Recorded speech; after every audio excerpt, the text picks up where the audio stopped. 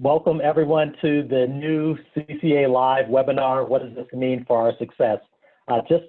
We'll give you a couple of housekeeping items in just a couple of minutes. Want to give everyone maybe another 30 seconds or so to log in. So we'll get started in just about 30 seconds.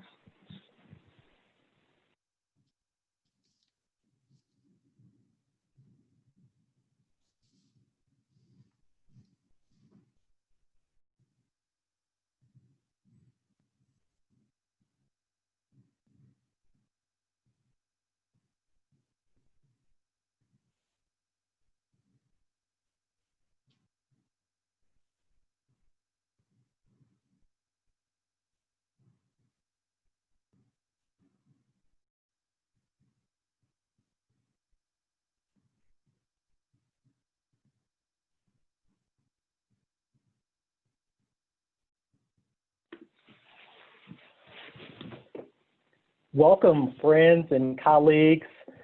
We are excited to have you today at the new CCA Live webinar series. For this particular session, we're going to be talking about what does this mean for our success? Accreditation as a catalyst and lever for college completion. My name is Danif Wilson. I serve as Chief of Staff and Senior Vice President at Complete College America. And so as we welcome you to CCA Live, each of these sessions really features experts or a series of experts who will provide you with valuable insights and information as we continue to navigate these unprecedented and tumultuous times in higher education, but also the opportunities that are ahead of us as we think about the future of what this larger ecosystem of our work looks like. Just to kind of give you a few quick updates, there are a few things that I want to make sure that you are aware of as far as some general kind of housekeeping items. All of your mics are currently muted. We encourage you all to use the question and answer box at the very bottom of your screen in Zoom. So if you hover that over that Q&A icon, you can include any questions that you have, and we'll get to as many of those questions as possible. We also encourage you to use the chat for just any general comments. Additionally, a recording of this session will be available on the CCA Live website. The CCA Live series includes a variety of different sessions, workshops, conversations with CCA team members around the broader completion agenda. We know and acknowledge that you are consumed with requests for webinars and virtual meetings, and we're grateful that you are willing to spend this afternoon with us. We've always viewed CCA as a megaphone to highlight some of these issues that we're seeing and encountering, especially in the onset of COVID-19.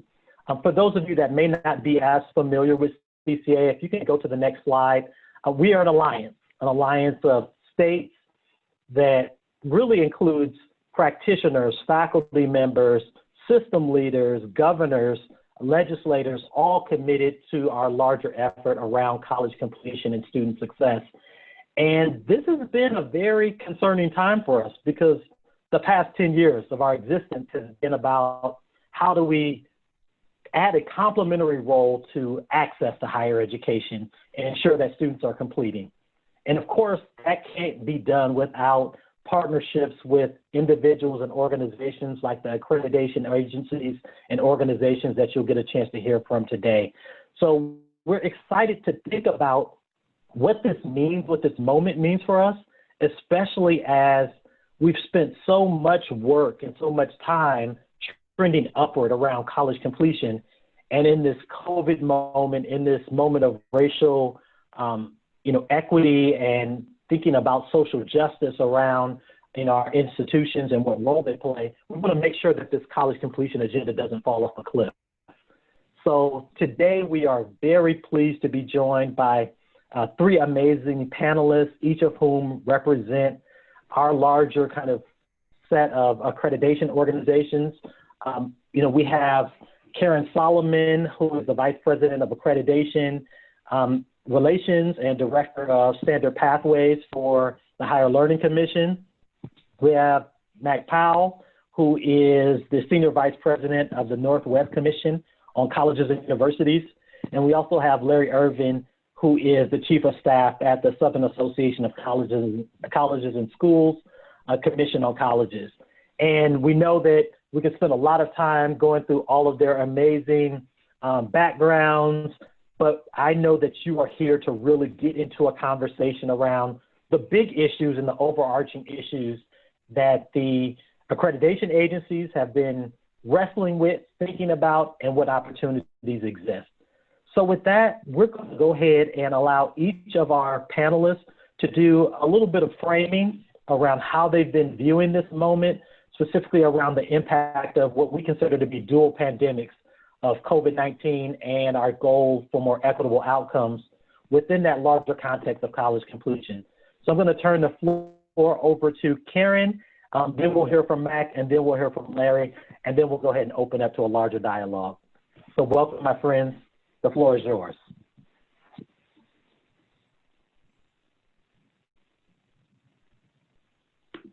Thank you very much, and thank you for the invitation to join this group today. I think it's going to be an interesting hour.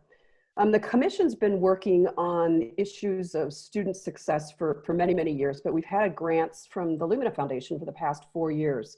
And last year, we published a series of papers that really started to push on the issue of student success, moving from the traditional view into a more flexible framework, thinking about students in a very different way and how they engage with colleges and universities as they move through their educational journey.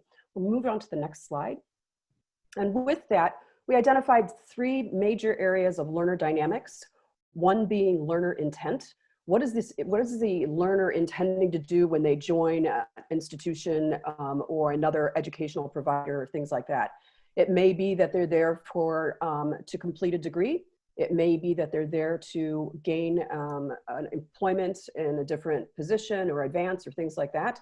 And we call that, those students, those that are there for those employment opportunities, still successes, but if they leave before they've completed their degree or their certificate, in many ways they're deemed not a success.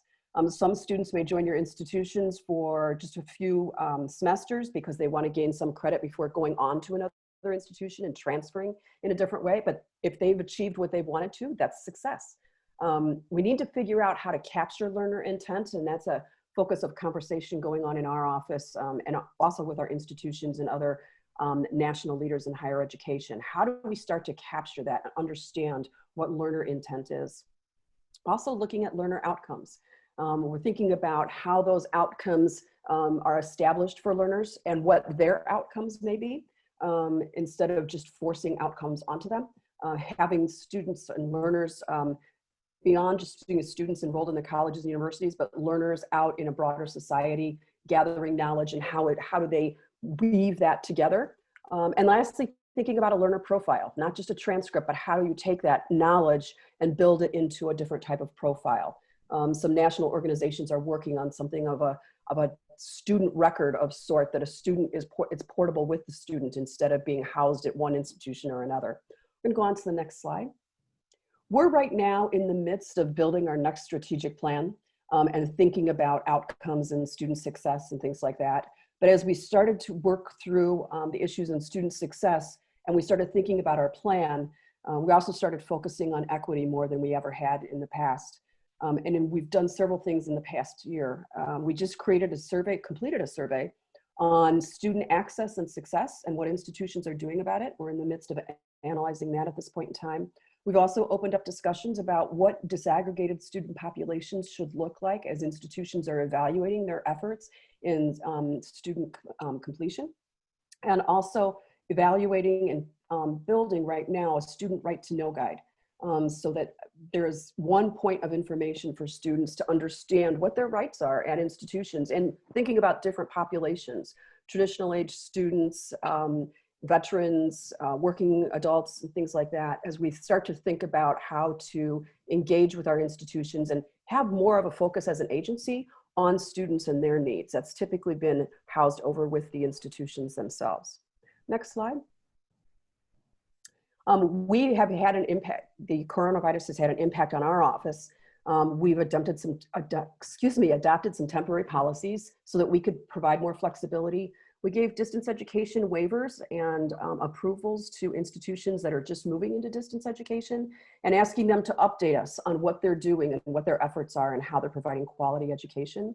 We're also making changes regarding the educational offerings that institutions may be doing. We're tracking that. We tracked all of our institutions in the spring, and we're doing that again for the fall term in terms of how they're operating, changing terms or semesters or things like that.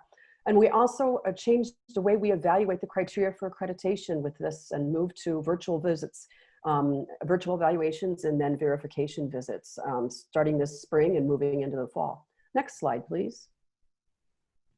So what we're doing at this point is really trying to maximize our institutions, giving them flexibility to do what they need and creating that awareness that we're here to support them and help them, and constantly going out and surveying the institutions, trying to help assist them in any way possible. We're working right now at rolling out a strong series of webinars for our institutions on accreditation issues, and also a series of webinars on distance education best practices and ways that our institutions' faculty can improve their work in that virtual environment. I'll stop right here and pass that off to Mac. Thank you, Dr. Solomon. Mac, the floor is yours. Thanks, Jim. Dr. Powell. Great, we can go to the next slide. So the Northwest Commission is comprised of about 163 institutions in the 7 states of the Northwest and Alaska. And maybe backing up a little bit, we recognize that there is a changing set of demographics that's affecting our region. And we noted as we began a process of standard review and revision that we had a lot of states that had completion issues. We're going to talk a little bit later about the Bill and Melinda Gates Foundation work, but if you go to the next slide, what we realized as we thought about how we were going to address student success, that we had to put equity at the forefront of it. We define student success in terms of learning and in terms of achievement. And what we did was we aligned our metrics with those of the Bill and Melinda Gates Foundation, the Post-Secondary Data Partnership, and some other partners that we've had that are national partners in trying to identify exactly how we can compare apples to apples, that we can begin to really address the gaps that we have at our institutions. And as we developed these new standards, what we realized was that institutions in many cases were collecting data. They had disaggregated data, but they weren't publishing it. So in our new standards, which we rolled out in January, we've asked all of our institutions to measure their data from a disaggregated perspective, but then also to identify any gaps in equity and to develop plans to address those gaps in equity. So if you go to the next slide, we really understand that we can't do this alone. You know, we're an office of 11 people. This is going to take all of our institutions participating, a lot of partners around the country, and a grant from the Bill and Melinda Gates Foundation is going to support that work. We have academies, we have fellowships, and really what we've learned is that institutions now more than ever need our support. They need partnerships, they need mentorships, they need to be partnered with one another so that they can really use the goodwill that I think that we're seeing at our institutions. Our institutions realize that this is, to Danny Fu's credit, a dual crisis that needs to be addressed. So we're encouraged by our role as an agency, but I would say we're more encouraged by the collegial engagement that we have at our institutions. And we want to work with Complete College America, our regional colleagues, and all the national thought leaders that are helping us support our institutions. Thank you, Dr. Powell. Appreciate you. And we're going to turn the floor over now to Dr. Irving from SACSCOC. The floor is yours, sir. Good afternoon, everyone, and thank you for the opportunity to join this conversation. As many of you know, SACSCOC represents about 800 institutions in the southern region, a variety of types of institutions that provide a number of opportunities for students historically within this region, but also reaching out to students who are outside of the region. I would say that just looking at the current situation that we're in, that the health crisis as well as the equity issues that are coming to fore in our cities around the country have really brought to the front page the issues that we confront with making sure that students have a good chance of being successful in their higher education pursuits. This is true where we've had conversations for a number of years about student completion and how do we make it possible for people who are at various stages of pursuit in their higher education progress to be able to use those past experiences and go forward. Much of the challenge has been not so much with the accrediting agency, because we in fact adjusted our principles more than 12 years ago to allow greater flexibility for institutions to be able to accommodate students who were trying to transfer credits. Much of that, however, has been within the purview of the institutions themselves, because in the end, their faculties have a great deal of oversight over which credits will be transferred. I think we're doing, as my colleagues have already indicated, much of the same things. We've had conversations. We have a Lumina grant that has allowed us to address this issue and bring together different sectors in higher education to address how we might be more successful in ensuring student success and completion of students' credentials.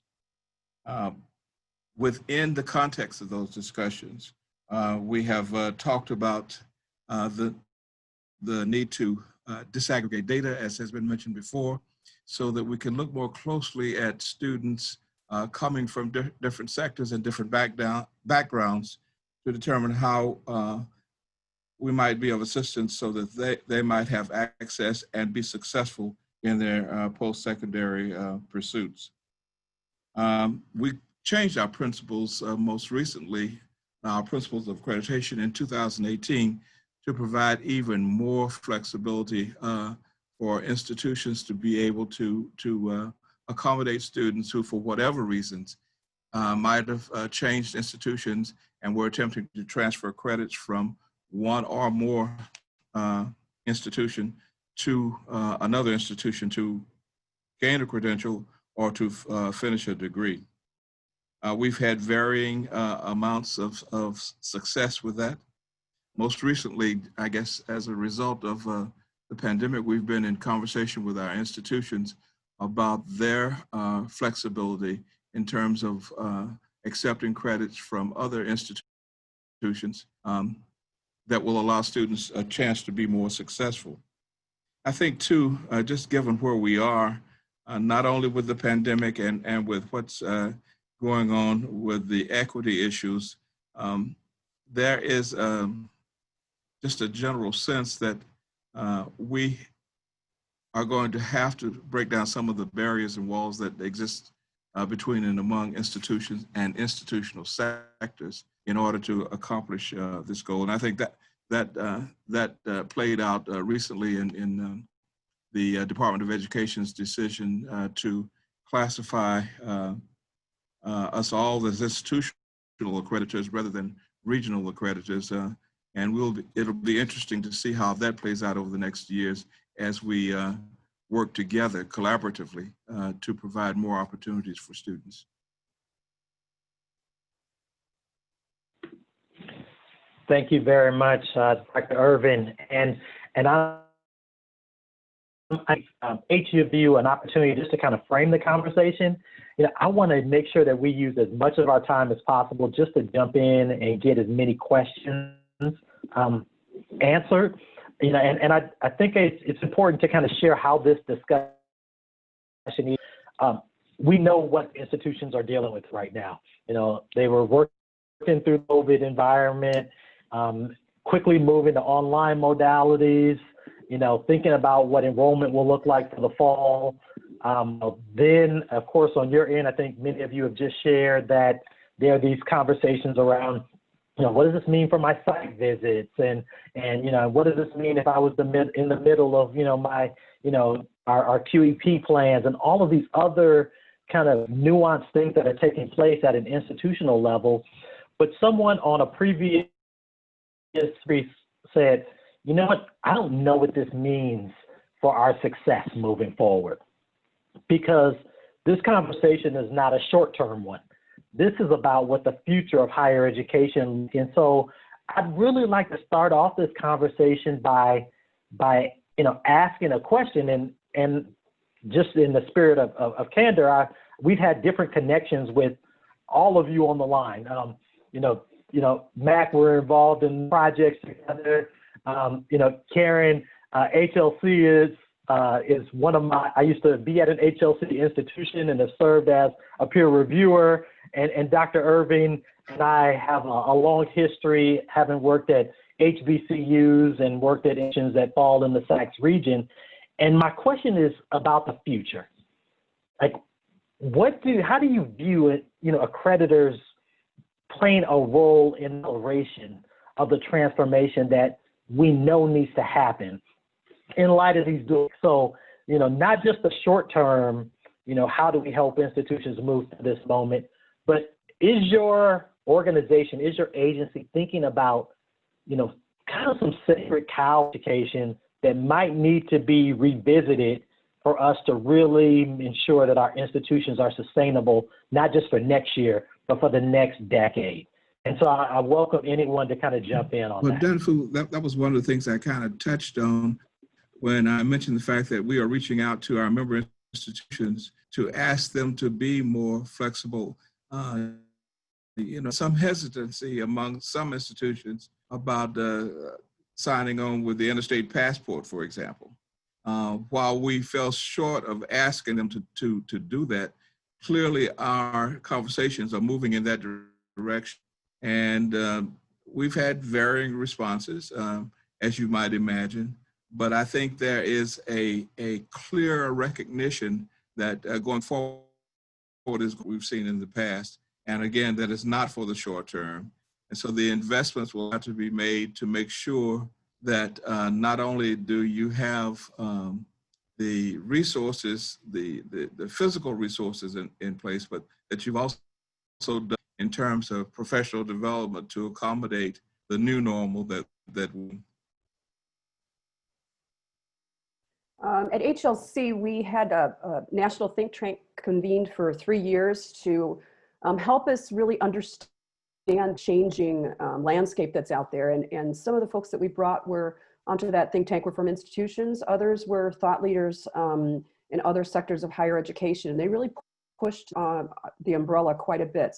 And one of the things that they really wanted us to think about was meant of an innovation lab where we would have a group of institutions in there testing, researching together, pushes and things like that.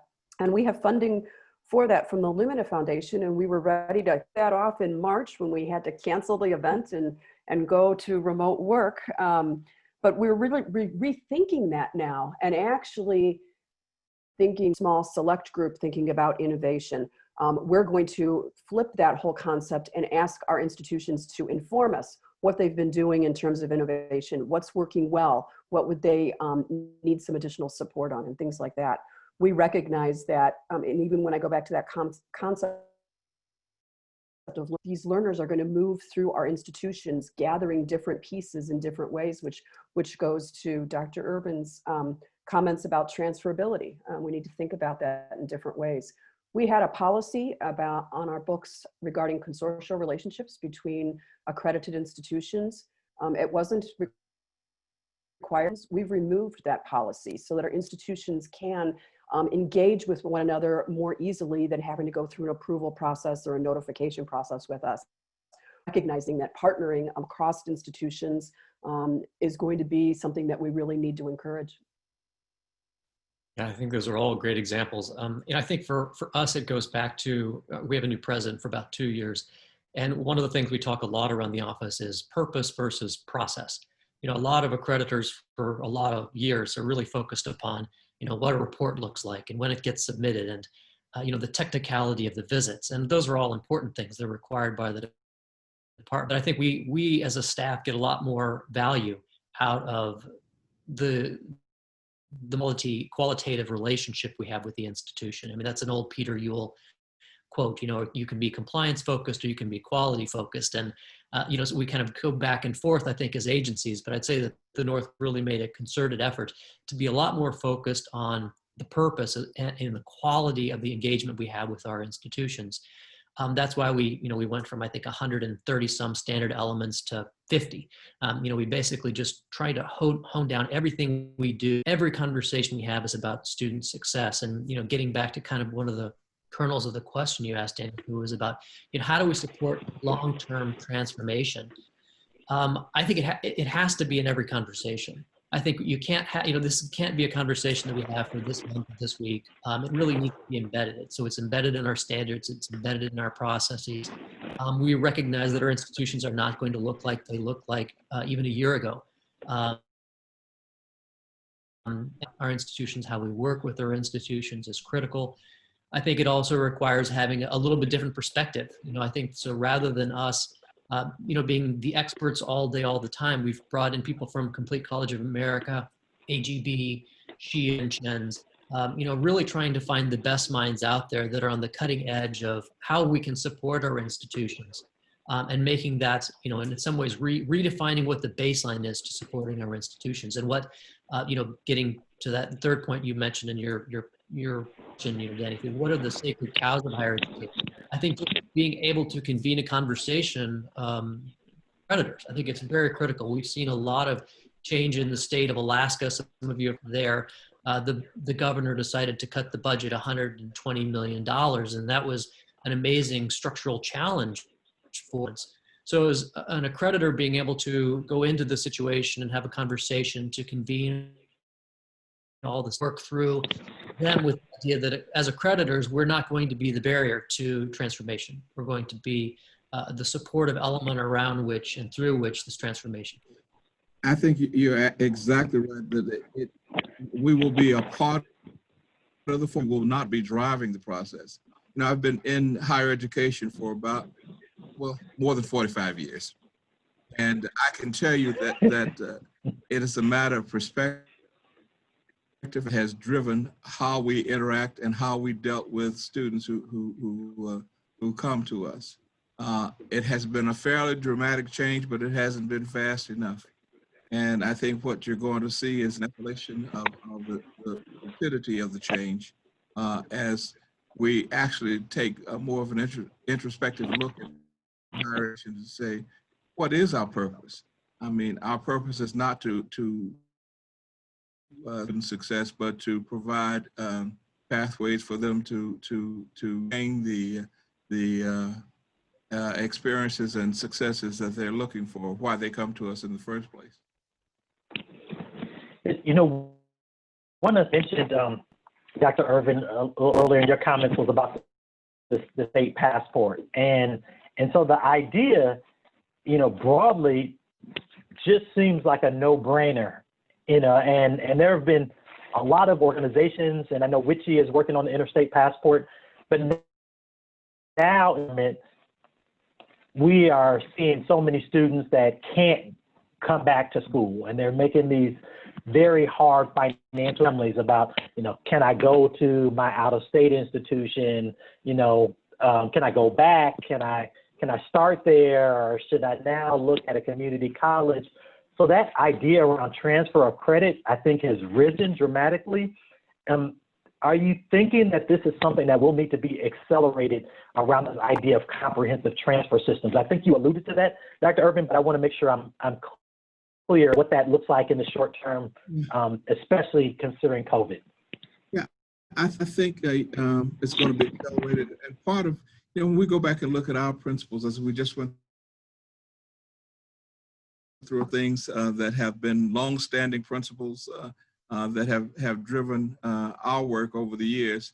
And there are perhaps one or two things that we discover that need some reconsideration by our board as to whether or not they have students being able to transfer their credits easily and gain the credentials that they're seeking. So that's something that's on our agenda as we have our what used to be a summer board meeting, but it'll be sometime in September, I think, this year.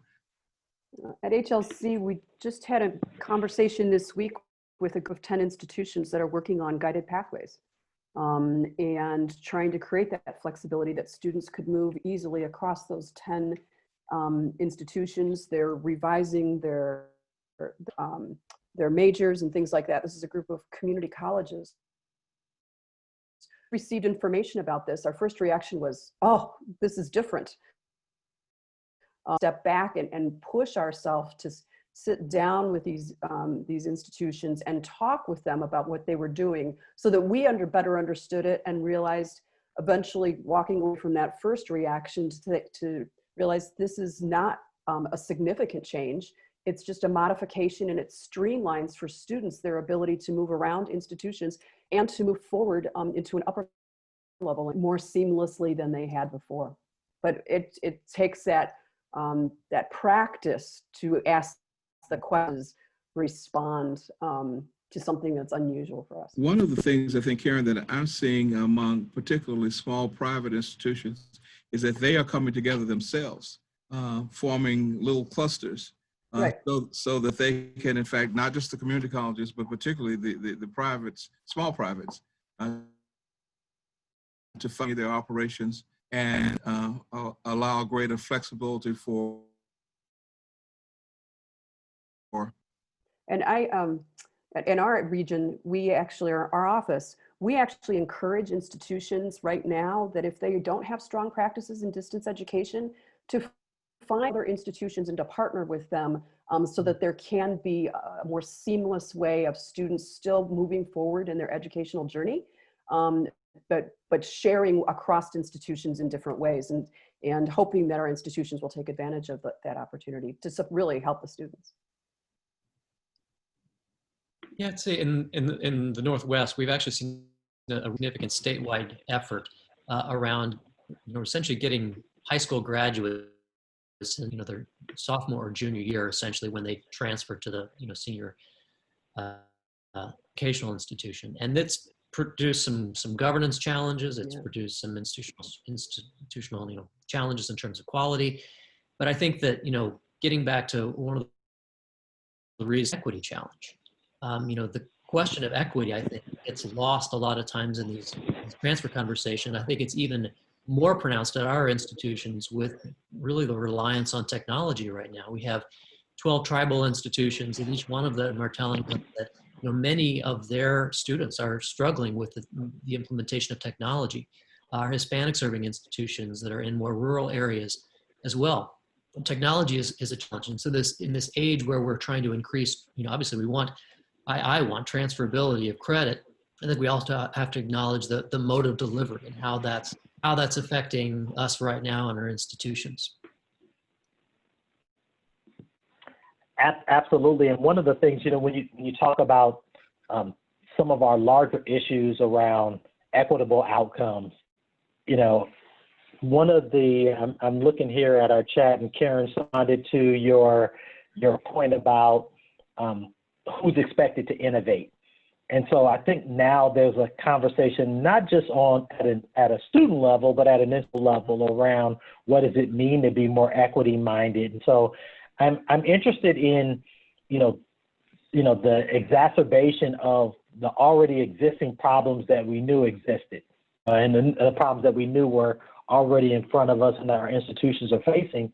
Like, what does this mean now? To think about some of the most vulnerable minoritized students, does this change our approach any, or does it only been talked about in our larger strategic plans? I think nationally, we're at a point right now where we're having a sustained conversation, which we haven't had. I think in our agency, our strategic plan actually has one tenet about equity. New for as an accrediting agency for us. And the plans being developed, or the goals being developed in there, refer both to students being treated equitably, but also institutions being treated equitably. And we look at some of our vulnerable institutions and how they are sometimes under constant review. Mission is, but it rubs against standards of an accrediting agency. We need to think about how we work more closely with those institutions going forward. So one challenge I'm seeing is we have states that are actually prohibiting work that would support the achievement of one particular over another. Essentially, if it's not equitable in the sense of equally accessible, then the state has to defund the efforts of the institution. I think this, harkens back to the beginning of the question, Danny, which is I don't think all institutions are at a place where they realize that a rising tide will raise all boats.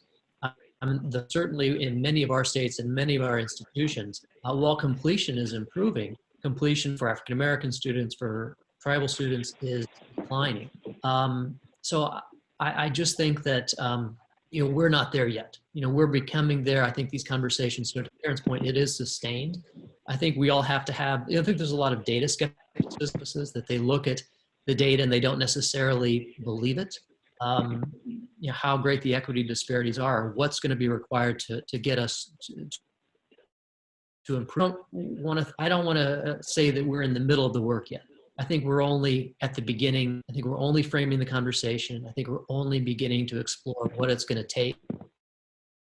Examples throughout their CCA and others have deployed this in many institutions, but it's a universally accepted or understood conversation yet.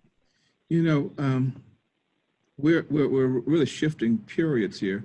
On the front end, when we started equity, it was about access to higher education. And it ended there. And the conversation has moved success. And when you start disaggregating data, you find that, yes, there may have been improvement on the access road, but not as it comes to student completion and graduation rates and all the other measures that we look at. So this is a more difficult conversation for many in higher education. Particularly when they had taken a breath and said, well, we've taken care, but access without success at the end does little. Duly noted. One of the questions that was in the chat was from one of our in Louisiana, and he was talking about institutional flexibility in this moment from accreditation agencies. And so I think that each of you have touched on this a little bit, but what kind of requests are you from your institutions, especially some of our most vulnerable institutions, related to, how they can modify, additional time, maybe even restructure in this current moment that we're in for the new normal for their institution? I'd be interested in what you are hearing from the field and from your institutions that represent your various agencies. Well, on our end, I guess I'll go first. It's primarily for institutions to increase their use of technology in offering courses. Many of our particularly smaller institutions have not done very much in that area. And there's a process to go through. And they're giving some flexibility in terms of being able to move in that direction immediately and to be able to identify what it is that they're doing. They've got a little more time to be able to do that. We recognize that that many of these institutions will not be able to offer face-to-face courses, and without that flexibility to be able to a technological platform, that they're going to be in deep trouble. So we've had a lot of conversations with, I dare say, at least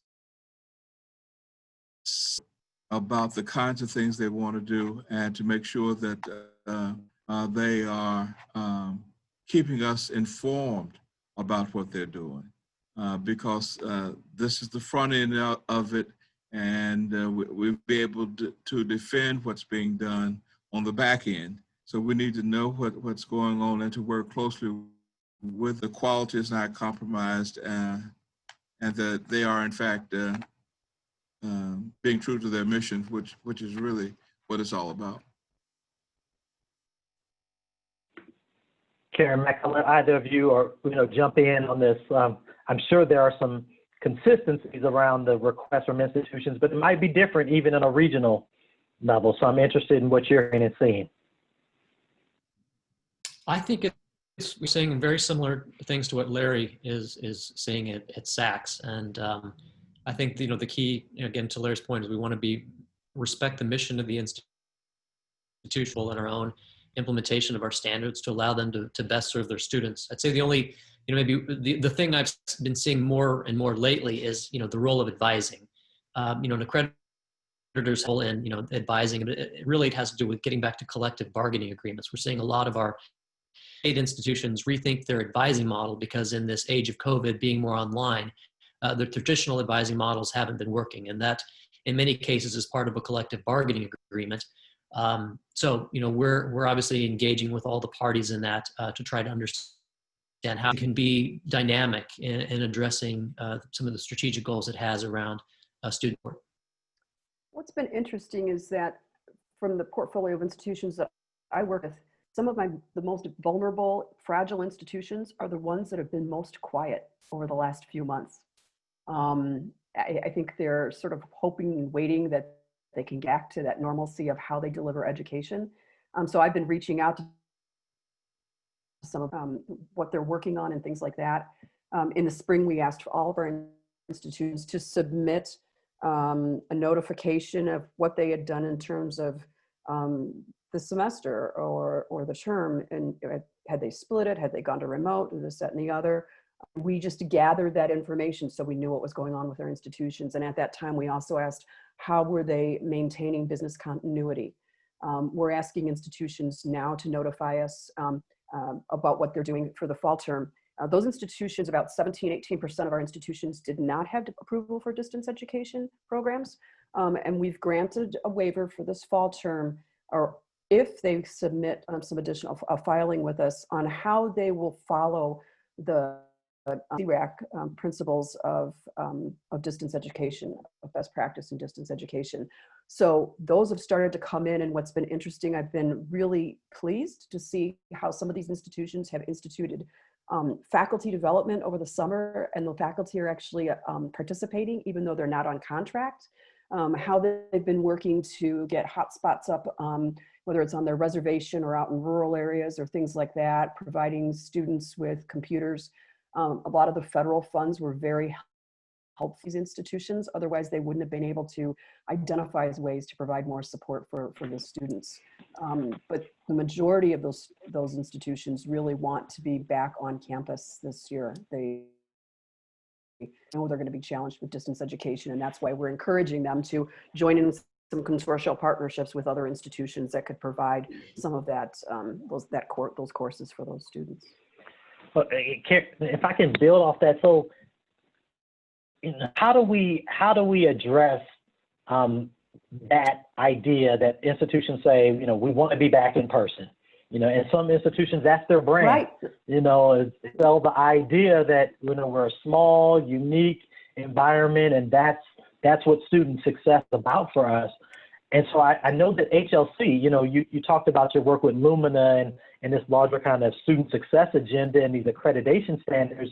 And one of the most concerned about, and across all of the other agencies as well, is metrics of quality. But how do you ensure that there are metrics of quality in this environment where everything is variable? That's right. And so I'm very interested in how you are seeing that take place and how you, as an accreditation organization, are thinking about that.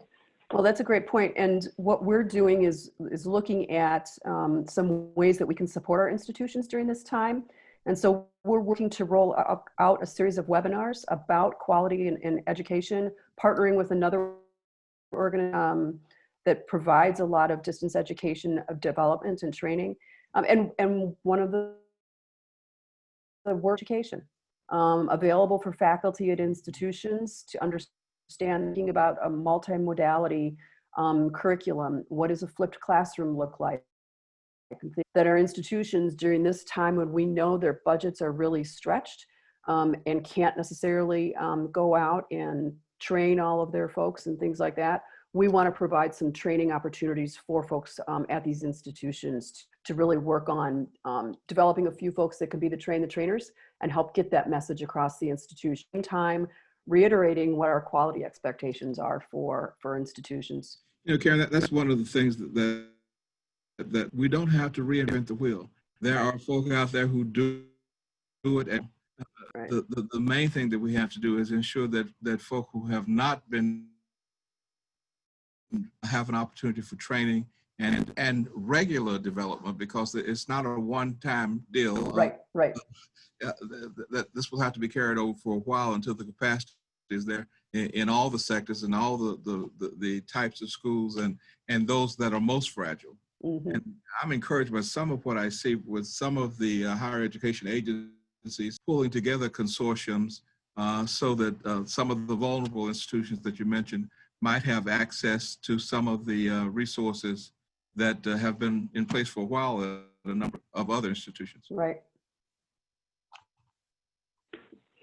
You know, Mac, one of the things that you mentioned in your introductory comments was related to doing with the Gates Foundation, but I think all of us are working with a variety of partners, whether it be philanthropies, other organizations. You know, we talked earlier about this idea of transfer, and now there's also, I think, a layered conversation within that, which is around the collection of data to provide some levels of apples to apples. And so I know that there are a number of initiatives, but one of the big ones is kind of the post-secondary data partnership with the National Student Clearinghouse to ensure that states are kind of looking at kind of some common definitions around to these data points. Can you talk to us a little bit about how NWCCU is kind of engaging in that type of work? Because I know you're also starting to dig a little deeper in a more kind of related to institutional transformation. And so I think that's unique. I'd be interested in how you see that individual role to that national role. Yeah, well, I think it kind of started with a conversation that we had with the Senate Help Committee a couple of years ago when they said, how do your institutions compare to other institutions around the country? And it's a question that if you've been asked that by any of the Senate representatives, you realize it's very hard to do. The accreditor dashboard, which NWCCCU produces, doesn't really do a good job of telling us what institutions are like institutions across regions or across countries, and certainly it doesn't get down to the level of the student. How is each student doing within the institution if the student transfers?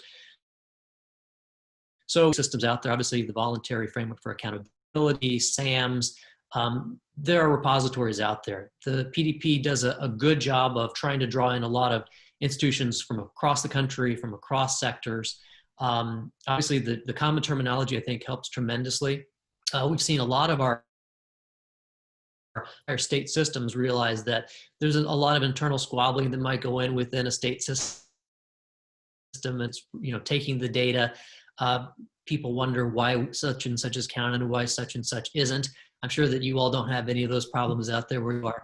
But the PDP does a very nice job of essentially saying, this is the playing field. This is how we're going to define everything. You send in your data. You get comparators. This is where the public confidence question was going. I mean, we believe that the Senate, that the public is going to continue to ask, what is the value of an education at a particular to another? I don't think we have a lot of great ways of doing that. And our institutions, frankly, are so different, it's very hard to even think about doing that. So in our standards, we ask our institutions to, in their own self-reflection, to identify who do you compare yourself to? And we let the institution essentially define that for themselves. But having this repository with the PDP or some other repository is incredibly valuable. I think to have that conversation with the public, with potential students, with potential parents, but I think it also helps drive internal conversations around quality and resource allocations because, who are you aspiring to be as an institution, and what do those outcomes look like for your students? So having a repository, having apples to apples comparison for us is extremely. Thank you. Dr. Irvin, I want to make sure that this conversation could go in so many different directions, but I want to make sure I bring us back to this bit that we're in as institutions think about COVID and what happens post-COVID. But there's been a lot of discussion around higher education's role in this economic recovery. So jobs, which essential employees now need some form of credential that they may not have needed before, or what areas in society might need more work or workers or have higher demand. And so one of the questions that one of our attendees asked was related to things like prior learning assessment. And how do you ensure that credentials and things that people are learning, whether it be through military service or in the environment, how do we use that as a lever or an opportunity for higher education? Should these individuals be getting transfer credit? All of those questions are starting to kind of bubble up, and I'm wondering if SACSCOC has started to think about that any, and so I'd love to hear your thoughts. I think it kind of goes back to what purpose for which the student is coming to us. If it's to get, then we certainly have a capacity for doing that, and we've seen more and more. I remember working quite diligently with an institution on competency-based education, and when we got through it, it was not the accreditor that was standing in the way of the initiative. It was the federal requirements.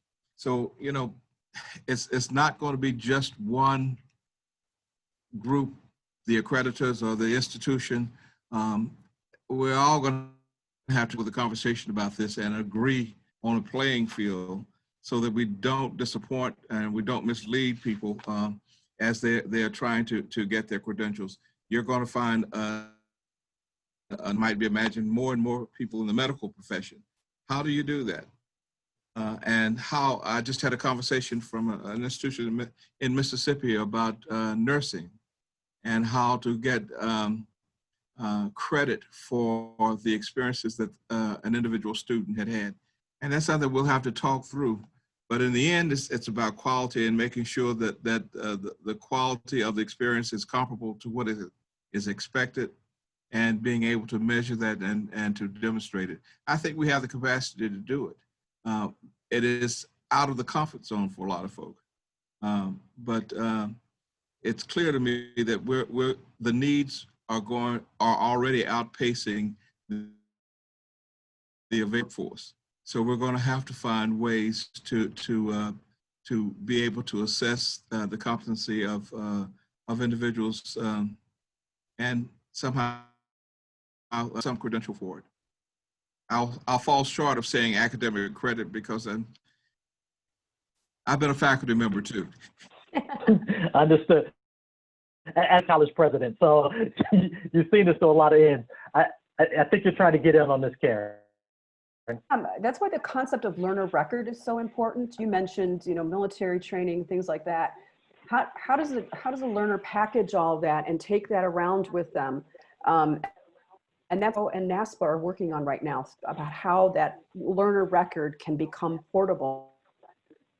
And a student doesn't try to find their transcripts 20 years later from an institution that's closed. Carry that with them and have that portability. It's going to be more important than ever that you can accumulate learning from different sources, whether it's alternative education providers, whether it's military or other formal organizations as far as that goes. That's going to become critical. But we held a stakeholder meeting with a wide range of folks from state agencies, business and industry, different folks this fall. And what was interesting is the commentary from business and industry said, we also need to change our hiring practice. Our default is you need a bachelor's degree, but the bachelor's degree doesn't necessarily help us. We want to see what the elements of learning have been to know if they best fit with what we need in terms of employees. So there's a shift, I think, taking place on both sides. Absolutely. And I know that we're nearing our final 5 minutes. And so I really had this, I'm looking through our list of questions, and I just want to make sure I get to this last one. And so this is kind of a lightning round where I'll ask you just to kind of give you just, maybe a short snippet, less than a minute. But this final question is for all of you. And the question is from one of our colleagues, and they wanted to build a little bit on this conversation around equity and eradicating equity gaps. so the question is, what's the most challenging aspect for accreditors in transforming institutions or assisting institutions in transforming to erratic gaps? So specifically, they're asking, are there things that are harder to do that we should probably more special attention to?